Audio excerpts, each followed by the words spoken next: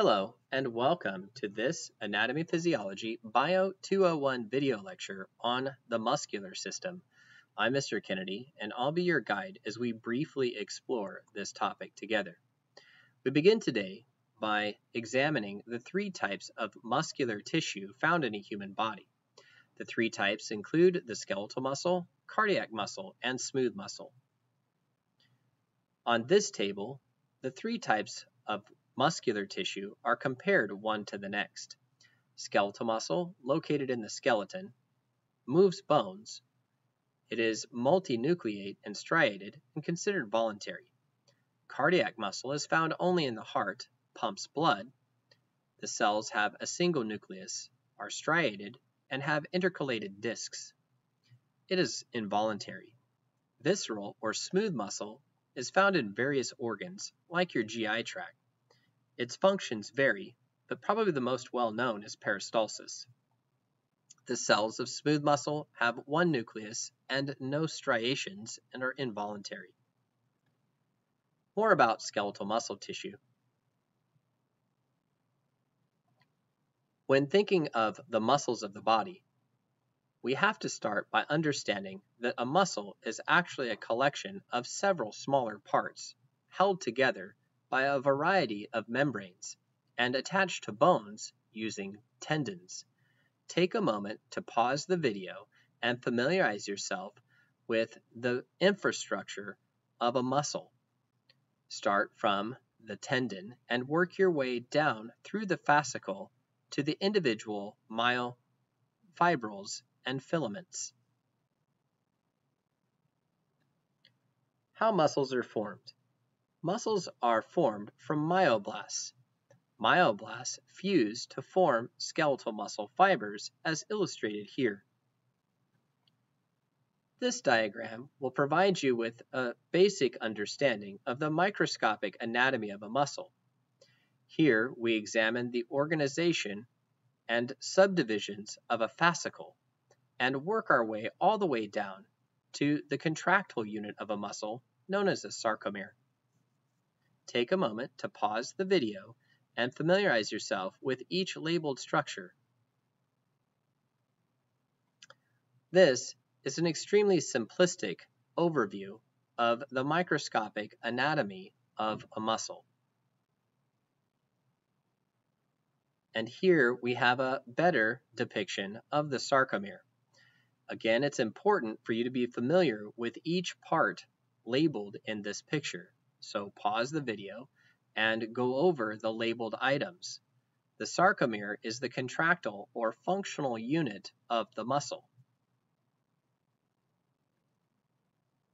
This table will summarize the components of the sarcomere. Each component is listed and described.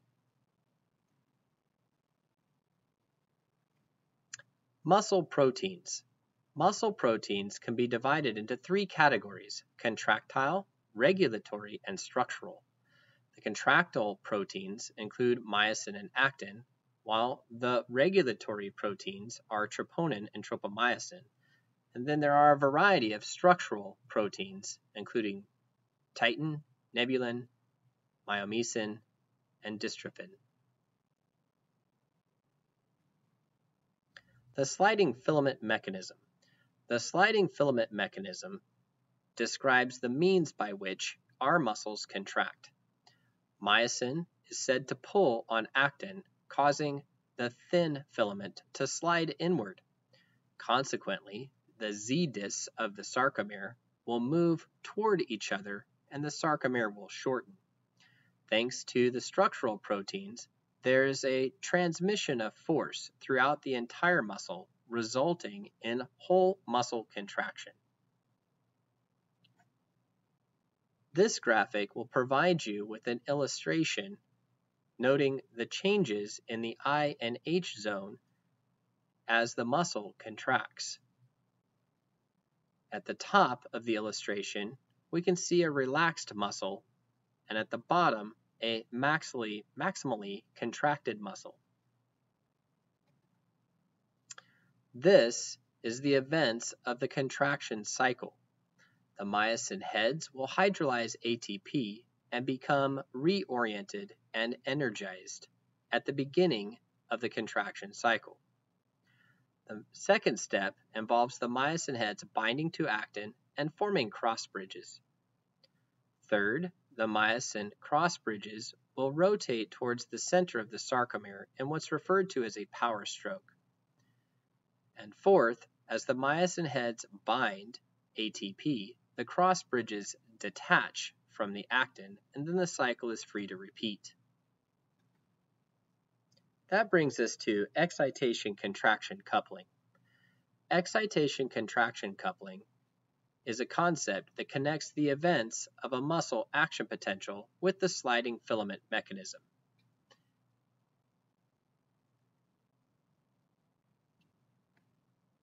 Length-tension relationship. The force of a muscle contraction depends on the length of the sarcomeres prior to contraction. Here you can see graphically that there is an optimal length. Going outside of the optimal length, the force of muscle contraction is greatly reduced. The neuromuscular junction. The events at the neuromuscular junction produce a muscle action potential. At the neuromuscular junction, voltage-gated calcium channels open, resulting in an influx of calcium. This causes exocytosis of neurotransmitter into the synaptic cleft. The neurotransmitter will bind to ligand-gated sodium channels on the motor end plate, which cause an influx of sodium into the muscle. This depolarizes it and results in calcium release from the sarcoplasmic reticulum. The neurotransmitter will then get broken down. Without this series of events, muscle contraction would not be possible. This picture will provide you a graphic representation of the events from the aforementioned slide. And this is a simple depiction of a neuromuscular junction using scanning electron microscopy. This graphic puts all of the events of muscle contraction together, starting with the neuromuscular junction and traveling all the way through the contraction of the sarcomere. Take a moment to pause the video and familiarize yourself with each step. Muscle metabolism. How do muscles derive the ATP necessary for the power to contract? Creatine phosphate, anaerobic glycolysis, and cellular respiration are the three processes that are used. This is a depiction of the production of ATP in skeletal muscle.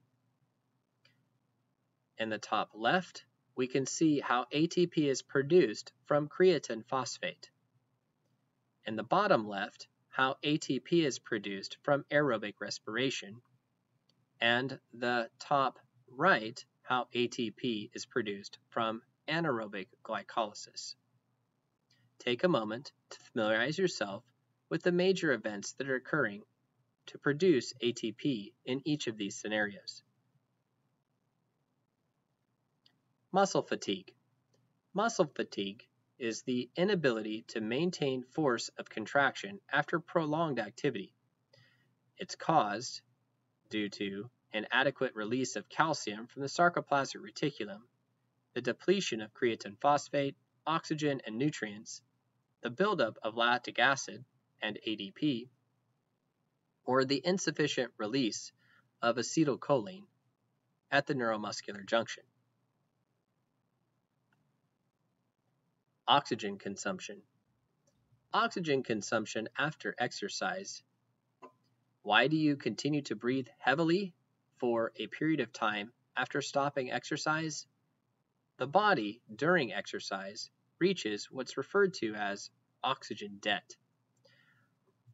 The continued heavy breathing after exercise will replenish your creatine phosphate stores, convert lactate into pyruvate, and reload oxygen onto your myoglobin. Control of muscle tension. A motor unit consists of a somatic motor neuron and the muscle fibers it innervates. The strength of a contraction depends on how many motor units are activated. Muscle contraction is always an all or none response. Twitch contraction is the brief contraction of all muscle fibers in a motor unit in response to a single action potential. Twitch contraction involves a latent period, a contraction period, a relaxation period, and a refractory period.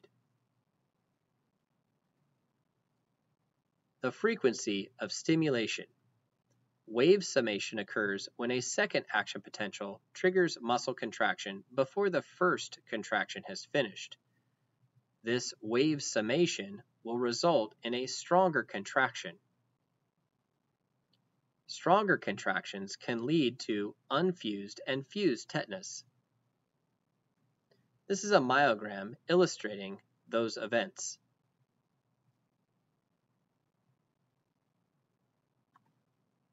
Motor unit recruitment. Motor unit recruitment is the process in which the number of active motor units is increased. Weakest motor units are recruited first, followed by stronger motor units. Motor units contract alternately to sustain contractions for longer periods of time. Muscle tone. When at rest, a skeletal muscle exhibits a small amount of tension called tone. Tone is due to weak, involuntary contractions of motor units. Isotonic versus isometric contractions.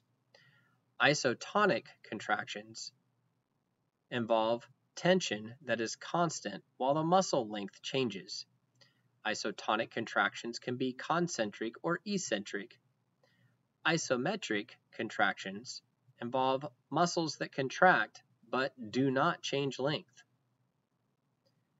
This is an illustration of concentric contraction,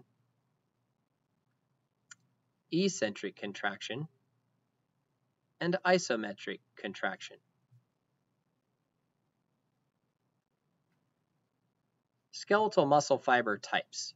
Skeletal muscle comes in one of three types: slow oxidative, fast oxidative glycolytic, and fast glycolytic.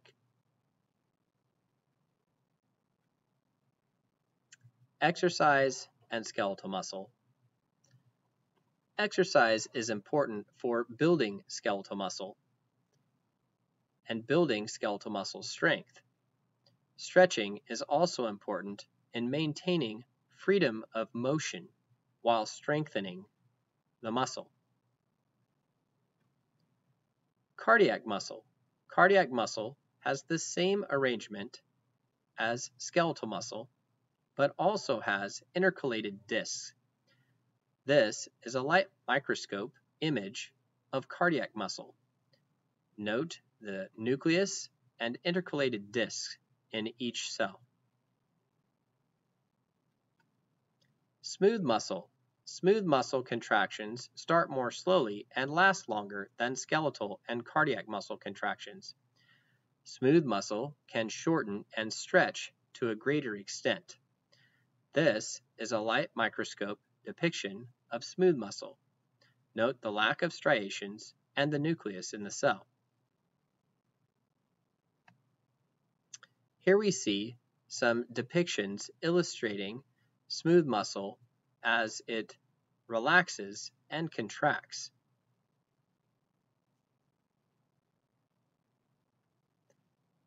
Finally, we have the regeneration of muscle tissue. Mature skeletal muscle fibers cannot undergo mitosis, but they can exhibit hypertrophy, hyperplasia, and smooth muscle and parasites. This concludes our coverage of the muscular system.